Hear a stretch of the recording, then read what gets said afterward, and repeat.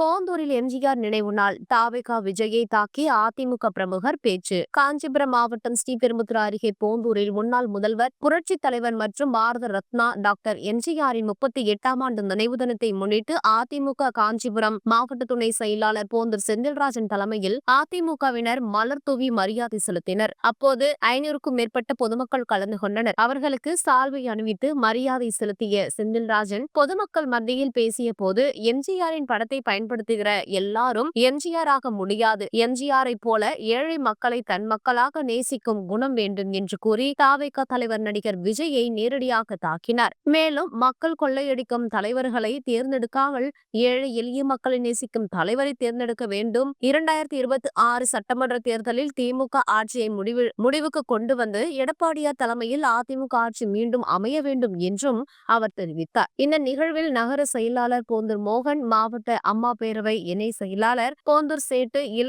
இளைஞரணி இணை செயலாளர் போந்தூர் சிவா உள்ளிட்ட அதிமுகவினர் பங்கேற்றனர்.